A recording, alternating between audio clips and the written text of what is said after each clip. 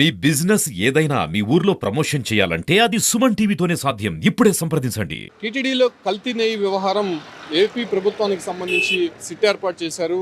ఇప్పటికే 9 మంది బృందము తిరుపతిలో విచారిస్తున్నారు.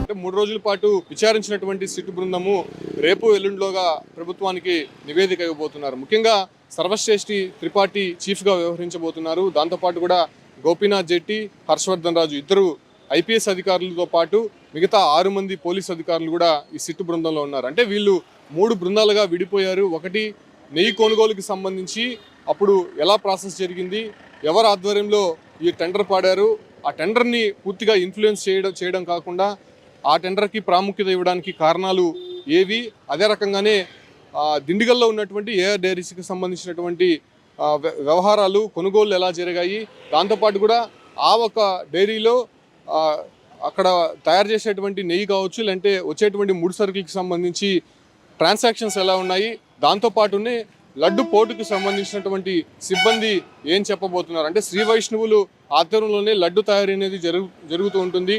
సో వాళ్ళకి ఎలాంటి డౌట్ వచ్చింది, అప్పటికి ఇప్పటికీ డిఫరెన్స్ ఏదైనా కనిపిస్తూ ఉందా, దాంతోపాటు కూడా ప్రొక్రూట్మెంట్ జిఎం మురళీకృష్ణ ఇచ్చినటువంటి ఫిర్యాదు నేపథ్యంలోనే ఆ ఫిర్యాదుకి సంబంధించి కూడా ఇప్పటికే ఇన్వెస్టిగేషన్ కొనసాగుతోంది. నిన్న టీటీడీ ఈవోని కలిసినటువంటి సిట్టు బృందము అక్కడ ఆయన ఇన్ని రోజుల పాటు సేకరించినటువంటి వివరాలని తీసుకునే ప్రయత్నం చేశారు. దాంతోపాటు కూడా ఈస్ట్ పోలీస్ స్టేషన్లో నమోదైనటువంటి కేసుకు సంబంధించి కూడా మొత్తం ఆ ఒక్క కేసు డీటెయిల్స్ మొత్తం కూడా హ్యాండ్ ఓవర్ చేసుకుంది. సో ప్రస్తుతం సిట్టు బృందం తిరుపతి పద్మావతి గెస్ట్ హౌస్లో ఉండి దీనిపైన పూర్తి విచారణ అయితే చేస్తున్నారు.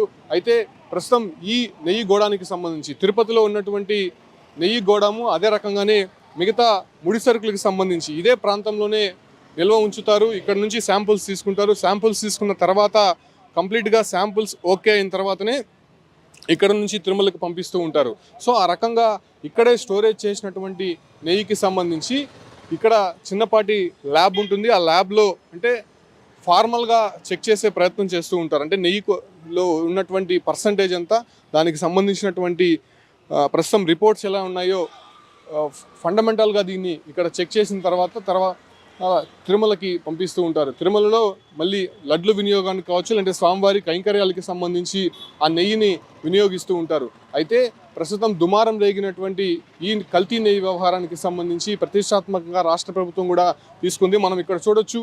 ఇక్కడ అంటే మిగతా అన్నదానానికి సంబంధించినటువంటి కొన్ని ముడి సరుకులు కావచ్చు, లేదంటే బియ్యంకి సంబంధించి మొత్తం ఇక్కడి నుంచే టెస్ట్ చేసిన తర్వాత మొత్తం ప్యాక్ చేసి తిరుమలకి పకడ్బందీగా పంపిస్తూ ఉంటారు. సో ఆ రకమైనటువంటి ప్రక్రియ అనేది ప్రస్తుతం జరుగుతూ ఉంటుంది. అయితే ఇవాళ సుప్రీంకోర్టులో కూడా ఈ నెయ్యి వ్యవహారానికి సంబంధించి విచారణ జరగబోతోంది. ఇప్పటికే అటు వైసీపీ నేత వైవి సుబ్బారెడ్డి టీటీడీ మాజీ చైర్మన్గా ఉన్నారు కాబట్టి ఆయన మొదటగా సుప్రీంకోర్టును ఆశ్రయించారు. దీంట్లో కొంత అనుమానాలు ఉన్నాయి. రాజకీయంగా దీన్ని వాడుకోవాలని చూస్తున్నారు. అసలు కల్తీ జరిగిందా లేదా అనే వ్యవహారం పైన చిన్నపాటి రిపోర్ట్ ఇచ్చినటువంటి నేపథ్యంలోనే ఆ రిపోర్ట్ను ఆధారంగా తీసుకొని అనేక విమర్శలు చేస్తున్నారు, దానిపైన రాద్ధాంతం చేస్తున్నారని చెప్పి కూడా వైవి సుబ్బారెడ్డి ఇప్పటికే సుప్రీంకోర్టును ఆశ్రయించారు.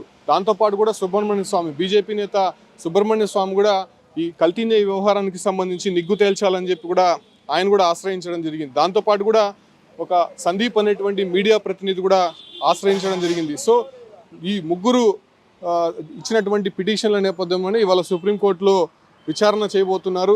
దానికి సంబంధించినటువంటి వాస్తవాలు బయటపెట్టే అవకాశం కనిపిస్తోంది. అంటే పూర్తిగా కూడా ఈ కల్తీ నెయ్యి వ్యవహారానికి సంబంధించి ఇప్పటికే కొంత హిందువుల్లో ఆందోళన నెలకొన్నటువంటి నేపథ్యంలోనే ఖచ్చితంగా దానికి సంబంధించి సమగ్రమైనటువంటి విచారణ చేయాలని చెప్పి కూడా జరుగుతోంది. ఆ పిటిషన్లకు సంబంధించి జస్టిస్ బిఆర్ గవాయితో పాటు జస్టిస్ కేవి విశ్వనాథ్తో కూడినటువంటి ధర్మాసనం ఇవాళ విచారణ చేపట్టబోతోంది.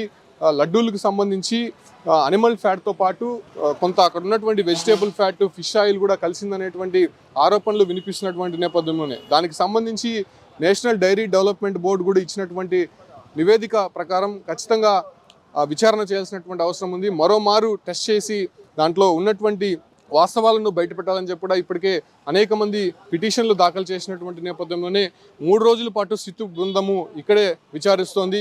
ఒక బృందము దిండిగల్లోని ఏఆర్ డైరీస్కి వెళ్ళింది. మరో బృందము ఇక్కడ ఉన్నటువంటి జీఎంతో పాటు మరికొంతమంది టీటీడీ సిబ్బందిని, పోర్టు కార్మికులను కూడా విచారించే ప్రయత్నం చేస్తోంది. మరో బృందము టీటీడీ కొనుగోలు చేసినటువంటి నెయ్యికి సంబంధించి కావచ్చు, లేదంటే జరిగినటువంటి ప్రాసెస్కి సంబంధించి పేపర్ వర్క్ అంతా చేస్తోంది. పేపర్ వర్క్ చేసేటువంటి టీము టీటీడీ ఈవోని కలిసింది. దానికి సంబంధించినటువంటి ఇప్పటి వరకు ఉన్నటువంటి నివేదికని మొత్తం కూడా హ్యాండ్ ఓవర్ చేసుకుంది. మనం చూడొచ్చు. సో ఈ రకంగా పెద్ద పెద్ద లారీల్లో ఇతర ప్రాంతాల నుంచి తిరుమలకి వాడేటువంటి సరుకులకి సంబంధించినటువంటి మొత్తం లగేజ్ అంతా కూడా వస్తూ ఉంటుంది. దాదాపు ఇక్కడ నుంచే స్టోరేజ్ చేసినటువంటి తర్వాతనే టెస్ట్ చేసిన తర్వాతనే మొత్తం శాంపుల్స్ తీసుకొని ల్యాబ్కి పంపించి దాన్ని ఓకే చేసిన తర్వాతనే కంప్లీట్గా టీటీడీకి అప్పచెప్తూ ఉంటారు. కంప్లీట్గా తిరుమలకు పంపించి అక్కడ వాడేటువంటి అవకాశం కనిపిస్తుంది. సో చాలా పకడ్బందీగా ప్రతి ప్రక్రియ అనేది జరుగుతూ ఉంటుంది.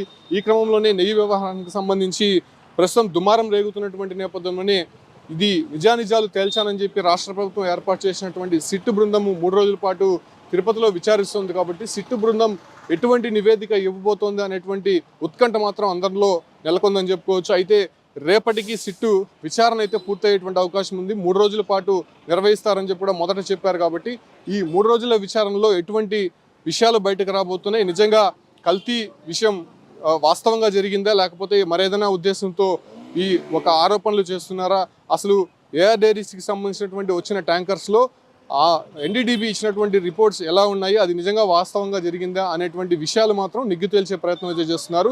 దాంతోపాటు కూడా ఇక్కడ ఉన్నటువంటి అధికారుల ఇన్వాల్వ్మెంట్ ఎందుకుంది, ఏఆర్ డైరీస్కే అంత ప్రిఫరెన్స్ ఇవ్వాల్సినటువంటి అవసరం ఎందుకుంది, అక్కడ ఉన్నటువంటి కర్ణాటక మిల్క్ ఫెడరేషన్ నుంచి వస్తున్నటువంటి నెయ్యిని ఎందుకు రిజెక్ట్ చేశారు, వీటన్నిటిపైన కూడా సమగ్రమైనటువంటి విచారణ సిట్ అధికారులు చేస్తున్నారు. దానికి సంబంధించి కంప్లీట్గా నివేదిక కంప్లీట్ చేసి ప్రభుత్వానికైతే రేపు ఎల్లుండు ఇచ్చేటువంటి అవకాశం స్పష్టంగా కనిపిస్తోంది.